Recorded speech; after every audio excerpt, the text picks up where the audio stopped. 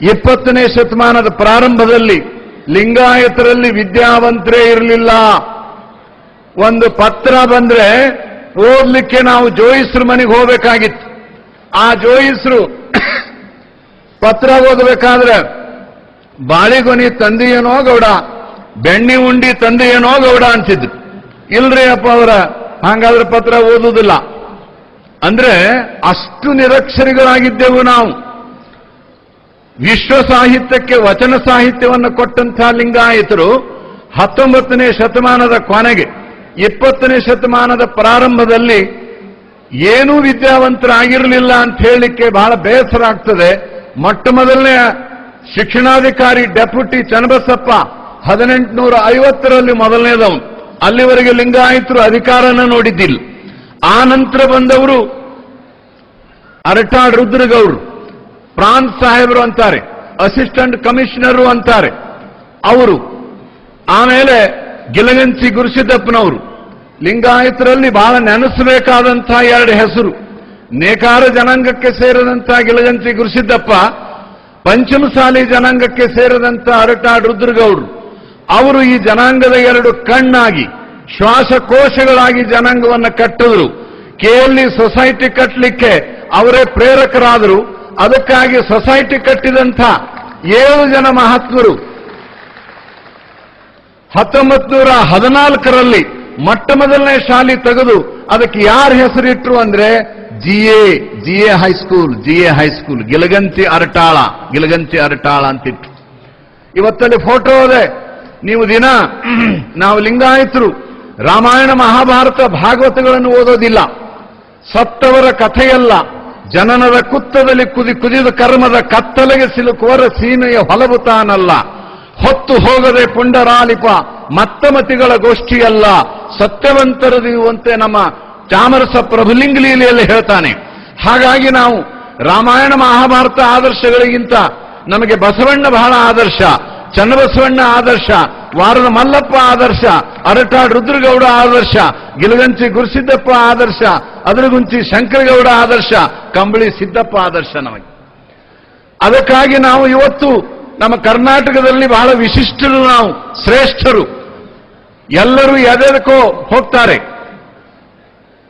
ಕೇಳದಂತೆ ನಮ್ಮ ಲಿಂಗಾಯತ ಕವಿಗಳನ್ನ ಆಗಿನ ಜನ ಎಲ್ಲರೂ ರಾಮನ ಬಗ್ಗೆ ಬರೀತಾರೆ, ಕೃಷ್ಣನ ಬಗ್ಗೆ ಬರೀತಾರೆ, ರಾಮಾಯಣ ಮಹಾಭಾರತ ಬರೀತಾರೆ.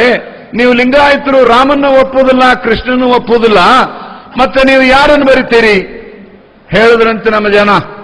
ಬಸವಣ್ಣನ ಬರಿತೀವಿ, ಕೋಳೂರು ಕೊಡಗೂಸನ್ ಬರಿತೀವಿ, ಬೇಡರ ಕಣ್ಣಪ್ಪಂದು ಬರಿತೀವಿ, ಅಲ್ಲಮ್ಮ ಪ್ರಭುವಿಂದ ಬರಿತೀವಿ, ನಾವು ರಾಮಾಯಣ ಮಹಾಭಾರತ ಬರೀದಿಲ್ಲ ಅಂತ ಹೇಳಿದ್ರು. ಹಾಗಾದ್ರೆ ಅದರ ಬಗ್ಗೆ ಏನು ಸಿಟ್ಟಿತ್ತೇನು? ಸಿಟ್ಟಲ್ಲ, ಆತ್ಮಗೌರವ ಇತ್ತು ಈ ಜನಗಳಿಗೆ. ಅದಕ್ಕಾಗಿ ಬಸವಣ್ಣನ ಬಗೆಗೆ ಪುರಾಣಗಳು, ಚರಿತ್ರೆಗಳು, ರಗಳೆಗಳು, ಕಾವ್ಯಗಳು, ನಮ್ಮ ವಿರಕ್ತ ಮಠಗಳು ಎಲ್ಲ ಬರಲಿಕ್ಕೆ ಕಾರಣ ನಮ್ಮ ಜನಗಳ ಆತ್ಮಗೌರವ, ಸ್ವಾಭಿಮಾನ. ಆ ದಿಶೆಯಲ್ಲಿ ಬಸವಣ್ಣನ ತತ್ವ ಪ್ರಸಾರಕ್ಕಾಗಿಯೇ ನಮ್ಮ ಎಲ್ಲ ವಿರಕ್ತ ಮಠಗಳು ಶ್ರೀಮನ್ನಿರಂಜನ ಪ್ರಣವ ಸ್ವರೂಪಿ ಅಂದ್ರೆ ಅಲ್ಲಮ ಪ್ರಭು ಅನುಭವ ಮಂಟಪದಲ್ಲಿ ಕುಳಿತುಕೊಂಡಿರುವಂತಹ ಪೀಠ. ಆ ಪೀಠವನ್ನು ಮಾಡಿದವನು ಬಸವಣ್ಣ. ನಮ್ಮ ವಿರಕ್ತ ಸ್ವಾಮಿಗಳಾದವರು ಬಸವಣ್ಣನನ್ನೇ ಗುರು, ಬಸವಣ್ಣನನ್ನೇ ನಮ್ಮ ಮಂತ್ರ ಅಂತ ತಿಳ್ಕೊಳ್ಬೇಕು. ಕಾರಣ ಅಂದ್ರೆ ನಮಗೆ ಅನುಭವ ಮಂಟಪದಲ್ಲಿ ಶೂನ್ಯ ಸಿಂಹಾಸನ ಮಾಡಿಕೊಟ್ಟವ ಬಸವಣ್ಣ. ಇವತ್ತು ನಮ್ಮ ಕುಂದಿರ್ಲಿಕ್ಕೆ ಒಂದು ಏನಾದರೂ ಅಸ್ತಿತ್ವ ಇದ್ರೆ ಅದು ಬಸವಣ್ಣ. ಆ ಹಿನ್ನೆಲೆಯಲ್ಲಿ ಇವತ್ತು ಕೂಡಲ ಸಂಗಮದಂತಹ ಪವಿತ್ರ ಕ್ಷೇತ್ರದಲ್ಲಿ ಪಂಚಮಸಾಲಿ ಪೀಠ ಮಾಡಿರೋದು ಬಹಳ ಔಚಿತ್ಯ, ಅರ್ಥಪೂರ್ಣ. ಈ ಕ್ಷೇತ್ರದ ಪಾವಿತ್ರತೆಯಲ್ಲಿ ಈ ಪೀಠದ ಪಾವಿತ್ರತೆ ಕೂಡ ಬೆಳಗಿ ಇನ್ನೂ ಈ ಪೀಠ ಬಹಳ ಉಜ್ವಲವಾಗ್ತದೆ. ಆ ದಿಶೆಯಲ್ಲಿ ನಮ್ಮ ಪ್ರಥಮ ಪೀಠದ ಜಗದ್ಗುರುಗಳು ರತ್ನ ಇದ್ದಂಗದಾರೆ. ಆ ರತನವನ್ನು ಜತನ ಮಾಡಬೇಕು, ನೀವು ಜತನ ಮಾಡಬೇಕು, ರತನವನ್ನು ಜತನ ಮಾಡಬೇಕು. ನಡೆ, ನುಡಿ, ಚಾರಿತ್ರ, ಬಸವನಿಷ್ಠೆ, ಶ್ರದ್ಧೆಯಲ್ಲಿ ಬಹಳ ಅದ್ಭುತ ಜೀವ, ಬಹಳ ಸಣ್ಣ ಜೀವ, ಬಹಳ ದೊಡ್ಡ ಮನಸ್ಸು. ಆ ಹಿನ್ನೆಲೆಯಲ್ಲಿ ಇವತ್ತು ಮುಖ್ಯಮಂತ್ರಿಗಳು ಈ ಪೀಠದ ಅಡಿಗಲ್ಲು ಸಮಾರಂಭವನ್ನು ಮಾಡಿದ್ರು. ಬಹಳ ಮಹತ್ವದ ಕೆಲಸ. ಮುಖ್ಯಮಂತ್ರಿಗಳು ಬಹಳ ಜನಪರರಾಗಿ ಇವತ್ತು ಬಸವ ಕಲ್ಯಾಣದಲ್ಲಿ ಜಯಂತ್ ಪಟೇಲ್ರು ಈ ಕೂಡಲ ಸಂಗಮ ಆಧುನಿಕವಾಗಿ ಒಂದು ದಿವ್ಯ ಕ್ಷೇತ್ರವಾಗಲಿಕ್ಕೆ ಜಿ.ಎಸ್. ಪಟೇಲ್ರು ಹಾಗೂ ನಮ್ಮ ಡಾಕ್ಟರ್ ಶಿವಾನಂದ್ ಜಾಮದಾರ್ ಕಾರಣರು. ಇದೇನು ಸಣ್ಣ ವಿಷಯವಲ್ಲ. ಅದೇ ದಿಶೆಯಲ್ಲಿ ಬಸವ ಕಲ್ಯಾಣದಲ್ಲಿ ಬಸವ ಉತ್ಸವ ಮಾಡೋದಕ್ಕಾಗಿ ನಮ್ಮ ಮುಖ್ಯಮಂತ್ರಿಗಳು 50 ಲಕ್ಷ ರೂಪಾಯಿಗಳನ್ನ ಕಳೆದ ವರ್ಷವೇ ಕೊಟ್ಟಿದ್ದಾರೆ. ಆದರೆ ಆ ಉತ್ಸವ ಇನ್ನೂ ಆಗಿಲ್ಲ. ಸರ್ಕಾರಿ ವ್ಯವಸ್ಥೆಯಲ್ಲಿ ಬಹಳ ನಿಧಾನ. ಅದಕ್ಕಾಗಿ ಅವರಿಗೆ ನಾನು ನೆನಪಿಸ್ತೇನೆ, 50 ಲಕ್ಷ ರೂಪಾಯಿ ಹಾಗೆ ಅದೇ, ಅಲ್ಲಿ ಜಿಲ್ಲಾಧಿಕಾರಿಗಳು ಮಾಡಲಿಕ್ಕೂ ತಯಾರಾದರೆ, ಆದರೆ ಅಲ್ಲಿ ಆಡಳಿತದಲ್ಲಿ ಏನೋ ತೊಡಕಾಗಿ ಅಲ್ಲಿ ಬಸವಣ್ಣನವರ ಉತ್ಸವ ವರ್ಷ ಹೀಗೆ ಆಗಬೇಕನ್ನೋದಕ್ಕೆ ಅವರು ಹಣ ಕೊಟ್ಟಿರೋದು. ಅದು ಆಗಿಲ್ಲ. ಈಗೂ ಆಗಲಿಲ್ಲ ಅಂದ್ರೆ ಮಾರ್ಚಕ್ಕೆ ಹಣ 50 ಲಕ್ಷ ಲ್ಯಾಪ್ಸ್ ಆಗ್ತದೆ, ಹೋಗ್ಬಿಡ್ತದೆ. ಅದಕ್ಕಾಗಿ ಮುಖ್ಯಮಂತ್ರಿಗಳಲ್ಲಿ ಬಹಿರಂಗವಾಗಿ ನಮ್ಮ ವಿನಂತಿ ಅಂದ್ರೆ ಮಾರ್ಚ್ ತಿಂಗಳ ಒಳಗಾಗಿ ಆ ಹಣವನ್ನ ಖರ್ಚು ಮಾಡಬೇಕು. ಬಸವಣ್ಣವರ ಪರವಾಗಿರುವಂತಹ, ಬಸವ ಪರವಾಗಿರುವಂತಹ, ಬಸವ ತತ್ವಪರವಾಗಿರುವಂತಹ ಕಾರ್ಯಕ್ರಮಗಳನ್ನು ಕೈಗೊಳ್ಳಬೇಕು ಅಂತ ಹೇಳಿ ನಮ್ದೊಂದು ಅರ್ಜಿ ಅದೇ. ಅವ್ರ ಮರ್ಜಿ ಹೇಗದೆ ನೋಡ್ಬೇಕು. ಡಾಕ್ಟರ್ APJ ಅಬ್ದುಲ್ ಕಲಾಮಗೆ 10 ಲಕ್ಷ ರೂಪಾಯಿ ಬಸವ ಪುರಸ್ಕಾರವನ್ನು ಕೊಟ್ಟವರು ನಮ್ಮ ಯಡಿಯೂರಪ್ಪನವರು.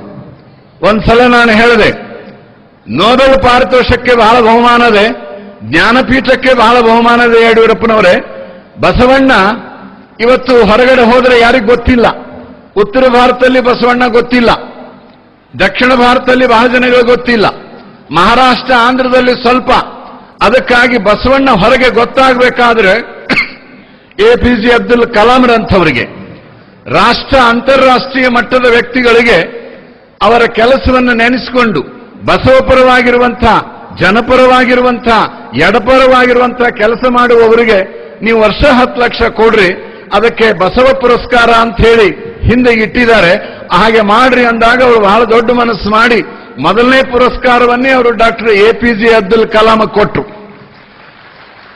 ಈಗ 2ನೇ ಪುರಸ್ಕಾರ ಕೊಡಬೇಕಾಗಿದೆ. ಅದಕ್ಕೆ ಮತ್ತೆ ನಾನು ನೆನಪಿಸ್ತೇನೆ, ಯಾಕಂದ್ರೆ ಇವರು ಬಹಳ ಕೆಲಸದಲ್ಲಿ ಇದೆಲ್ಲ ಒಂದೊಂದ್ಸಲ ಹಿಂದೆ ಬಿದ್ದಿರ್ತದೆ. ಆ ದಿಶೆಯಲ್ಲಿ ಅವರು ಆ ವಿಷಯದಲ್ಲಿ ಆಸಕ್ತಿ ವಹಿಸಬೇಕು ಅಂತ ವಿನಂತಿಸಿಕೊಂಡು, ಇನ್ನು 2ನೇದು, ಇದು ಕೂಡಲ ಸಂಗಮ ದೊಡ್ಡ ಕ್ಷೇತ್ರ ಆಯಿತು. ಆದರೆ ಇಲ್ಲಿ ಯಾವುದೇ ಒಂದು ಯೂನಿವರ್ಸಿಟಿ ಅಥವಾ ಜನಗಳ ಕ್ಯಾಂಪ್ ಇಲ್ಲದ್ರಿಂದ ಇಂಥ ಸಮಾರಂಭ ಆದಾಗ ಅಷ್ಟೇನೆ ಈ ವೇದಿಕೆಗಳು ಚಂದ ಕಾಣಿಸ್ತವೆ. ಉಳಿದ ಕಾಲದಲ್ಲಿ ಭಣ ಖಾಲಿ ಖಾಲಿ ಖಾಲಿ. ಆ ದಿಶೆಯಲ್ಲಿ ನಮ್ಮ ರಾಜ್ಯದ ಇನ್ನೊಬ್ಬ ಶ್ರೇಷ್ಠ ಮಾಜಿ ಮುಖ್ಯಮಂತ್ರಿ, ಕೇಂದ್ರ ಸರ್ಕಾರದ ಸದ್ಯದ ಕಾನೂನು ಮಂತ್ರಿ ವೀರಪ್ಪ ಮೊಯ್ಲಿ ಅವರು ಮೊನ್ನೆ ಒಂದು ಸಭೆಯಲ್ಲಿ ಹೇಳಿದರು, ಕೂಡಲ ಸಂಗಮ ಪ್ರಾಧಿಕಾರವನ್ನು ಮಾಡಿಕೊಟ್ಟವರು ಅವರೇ. ಆದರೆ ಅದು ಆಕ್ಷನ್ದಲ್ಲಿ ಬಂದದ್ದು ಪಟೇಲನ ಕಾಲಕ್ಕೆ. ಬಸವಣ್ಣ ಬರೇ ಲಿಂಗಾಯತರಿಗಲ್ಲ, ಎಲ್ಲರಿಗೂ ಪ್ರಿಯ ಅನ್ನೋದಕ್ಕೆ ಈ ಕೂಡಲ ಸಂಗಮ ಪ್ರಾಧಿಕಾರವನ್ನು ಮಾಡದವರು ವೀರಪ್ಪ ಮೊಯ್ಲಿ. ನೆನಪಿನಾಗಿರಲಿ, ವೀರಪ್ಪ ಮೊಯ್ಲಿ ಜಾರಿಯಲ್ಲಿ ತಂದವರು ನಮ್ಮ ಪಟೇಲ್ರು. ಆ ಮೊಯ್ಲಿ ಎಷ್ಟು ದೊಡ್ಡ ಮನುಷ್ಯ ಅನ್ನೋದಕ್ಕೆ ಹೇಳ್ತೀನಿ. ಅಲ್ಲಿ ನಾವು ಪಕ್ಷ ನೋಡಬಾರದು. ಅವರು ಹೇಳಿದ್ರು, ಕೂಡಲ ಸಂಗಮದಲ್ಲಿ ಬಸವೇಶ್ವರ ಅಂತಾರಾಷ್ಟ್ರೀಯ ಒಂದು ವಿಶ್ವವಿದ್ಯಾಲಯ ಆಗಬೇಕು. ಇಲ್ಲಿ ಆರ್ಥಿಕ, ಸಾಮಾಜಿಕ, ನ್ಯಾಯಾಂಗ ಎಲ್ಲದರ ಬಗೆಗೂ ಇಲ್ಲಿ ಅಭ್ಯಾಸ ನಡೀಬೇಕು.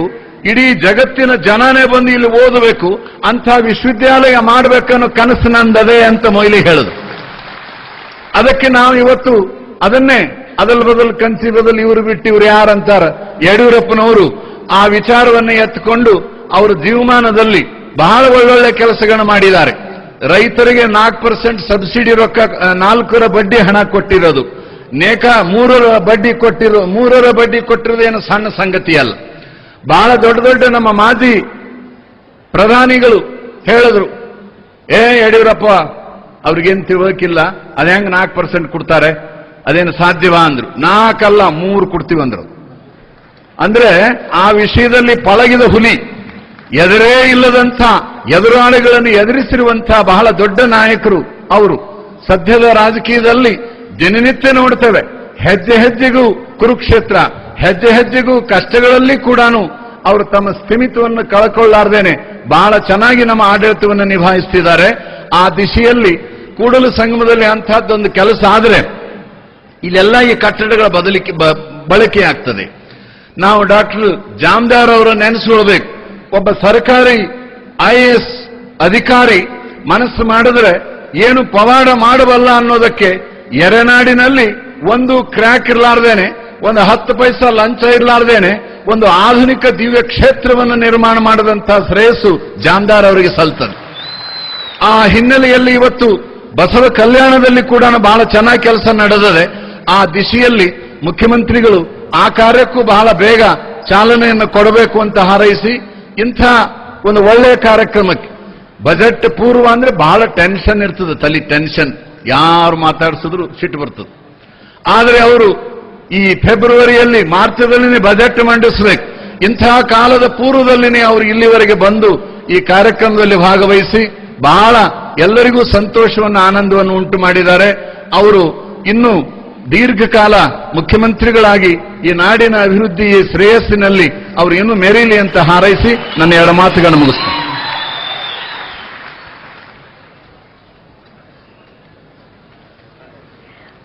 ಸಮಾಜದ ಹಿನ್ನೆಲೆಯ ಕುರಿತು ಹಾಗೆ ನಾವು ಯಾವ ರೀತಿ ಧರ್ಮದ ಹಾದಿಯಲ್ಲಿ ನಡೆಯಬೇಕು ಅಂತ ಕೂಡ ಬಹಳ ಸೊಗಸಾಗಿ ತಮ್ಮ ಮಾತಿನ ಮುಖೇನ ತಿಳಿಸಿಕೊಟ್ಟು ಜಗದ್ಗುರು ಡಾಕ್ಟರ್ ತೋಂಟದ ಸಿದ್ಧಲಿಂಗ ಮಹಾಸ್ವಾಮಿಗಳು ಅವರಿಗೆ ವಂದನೆಗಳು ನಿಮ್ಮ ಚಪ್ಪಾಳೆಯ ಜೊತೆಗೆ. ಈಗ ಮಾನ್ಯ ಮುಖ್ಯಮಂತ್ರಿಗಳಾದ ಶ್ರೀಯುತ BS ಯಡಿಯೂರಪ್ಪರವರಿಗೆ ಅಖಿಲ ಭಾರತ ಲಿಂಗಾಯತ ಪಂಚಮಸಾಲಿ ಟ್ರಸ್ಟ್ನ ವತಿಯಿಂದ ಗೌರವ ಸನ್ಮಾನ ಮತ್ತು ಕಿರುಕಾಣಿಕೆ ಸಮರ್ಪಣೆ. ದಯಮಾಡಿ ಪ್ರೀತಿಯ ಸನ್ಮಾನವನ್ನ ಸ್ವೀಕರಿಸಬೇಕಾಗಿ ಪ್ರೀತಿಯ ಪ್ರಾರ್ಥನೆ.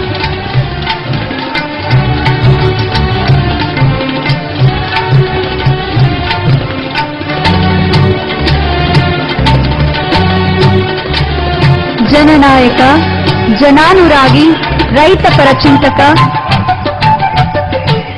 ಸನ್ಮಾನ್ಯ ಮುಖ್ಯಮಂತ್ರಿಗಳು ನಮ್ಮ ಈ ಕಾರ್ಯಕ್ರಮಕ್ಕೆ ಆಗಮಿಸಿ ತಮ್ಮ ಬೆಂಬಲವನ್ನ ಸೂಚಿಸಿದ್ದಾರೆ.